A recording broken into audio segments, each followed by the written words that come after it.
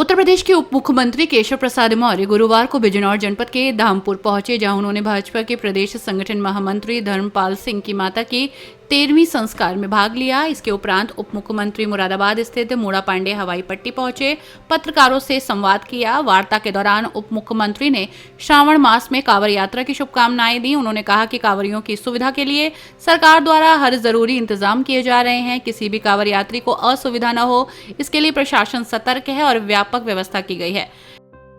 नहीं, कांवड़ यात्रा चल रही है। जो कांवड़ यात्री हैं उन सबको शुभकामनाएं हैं। भगवान भोलेनाथ जी को जल चढ़ाने के लिए कठिन साधना करते हैं और इतनी बड़ी मात्रा में जल लेकर के इतनी लंबी दूरी तय करते हैं। भगवान भोलेनाथ जी उनके सारे मनोरथ सिद्ध करें और कांवड़ यात्रा को लेकर के कोई असुविधा ना हो, इसके लिए प्रदेश के सभी 75 जिलों में जो भी जरूरी कदम है सुरक्षा के, व्यवस्था के, यातायात के, वह सब सरकार ने उठाए हैं और सभी स्थानों पे उपयुक्त व्यवस्थाएं की गई। राजनीतिक सवालों का जवाब देते हुए केशव प्रसाद मौर्य ने कांग्रेस नेता राहुल गांधी पर निशाना साधा।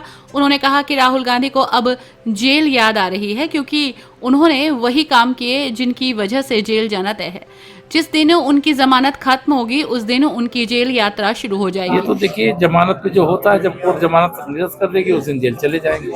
जैसे उनको जेल की याद आ रही है, तो जेल की जो याद आ रही है वह जेल जाने वाले काम किए हुए हैं कि माननीय न्यायालय को निर्णय लेना है। ये न्यायिक प्रक्रिया का हिस्सा है। तो जमानत पर है, जिस दिन उनकी जमानत कोर्ट निरस्त करेगी, जिस दिन उनको सजा होगी, उस दिन उनकी जेल की यात्रा शुरू होगी।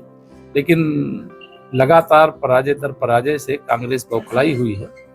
पूरा नॉर्थ ईस्ट इस समय भारतीय जनता पार्टी और हमारे गठबंधन के पास है और जिस प्रकार से हमारे आसाम के लोकप्रिय मुख्यमंत्री हेमंत बिस्व शर्मा जी के बारे में उन्होंने टिप्पणी की है, ये उनकी हताशा का परिचय है।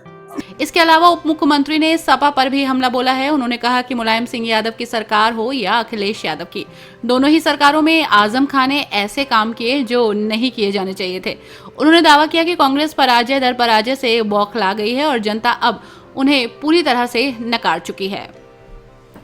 मुजफ्फरनगर से के दंगों से लेकर के अगर हम कहें कि बनारस तक के दंगे होते थे या प्रदेश में कहीं कुछ होता था, तो उसके पीछे अगर कोई रहता था, जो मुस्लिम तुष्टीकरण की राजनीति होती थी, जो अन्याय किया जाता था, उसके सबके पीछे समाजवादी पार्टी की, चाहे श्री मुलायम सिंह यादव जी के नेतृत्व में सरकार रही हो, चाहे श्री अखिलेश यादव जी के नेतृत्व में रही हो, उन्होंने वहाँ सब कुछ किया जो नहीं करना चाहिए। लेकिन आज नाक के तीन पार।